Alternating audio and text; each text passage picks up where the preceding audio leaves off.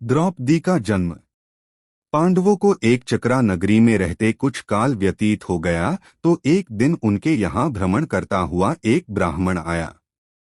पांडवों ने उसका यथोचित सत्कार करके पूछा, देव, आपका आगमन कहाँ से हो रहा है? ब्राह्मण ने उत्तर दिया, मैं महाराज द्रुपद की नगरी पांचाल से आ रहा हूँ।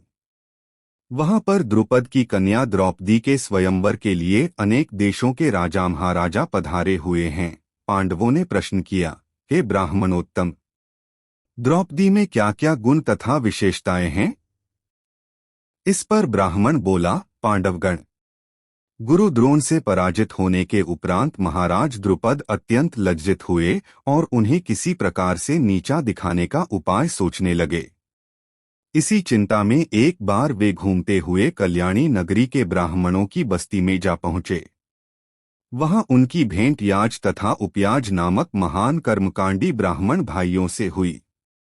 राजा द्रुपद ने उनकी सेवा करके उन्हें प्रसन्न कर लिया एवं उनसे द्रोणाचार्य के मारने का उपाय पूछा। उनके पूछने पर बड़े भाई याज ने कहा, इसके लिए आप एक विशाल यज्ञ का आयोजन करके अग्निदेव को प्रसन्न कीजिए, जिससे कि वे आपको वे महान बलशाली पुत्र का वरदान दे देंगे। महाराज ने याज और उपयाज से उनके कहे अनुसार यज्ञ करवाया। उनके यज्ञ से प्रसन्न होकर अग्निदेव ने उन्हें एक ऐसा पुत्र दिया जो संपूर्ण आयुध एवं कवचकुंडल से युक्त था।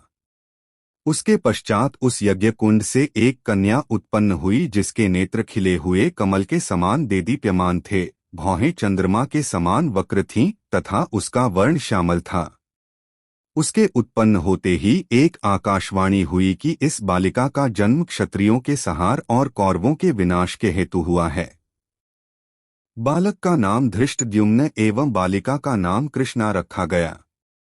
द्रुपद ने धृष्टद्युम्न को शिक्षा के लिए द्रोणाचार्य के पास भेज दिया और द्रोणाचार्य अपनी समस्त शत्रुता को त्याग कर उस बालक को विद्या प्रदान करने लगे।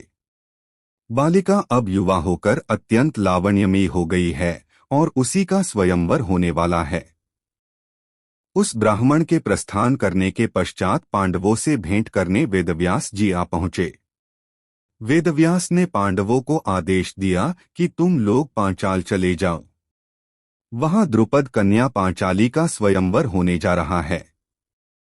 वह कन्या तुम लोगों के सर्वथा योग्य है, क्योंकि पूर्व जन्म में उसने भगवान शंकर की तपस्या की थी और उसकी तपस्या से प्रसन्न होकर शिव जी ने उसे अगले जन्म में 5 उत्तम पति प्राप्त होने का वरदान दिया था। वह देवस्वरूपा बालिका सब भांति से तुम लोगों के योग्य ही है। तुम लोग वहां जाकर उसे प्राप्त करो। इतना कहकर वेद व्यास वहां से चले गए।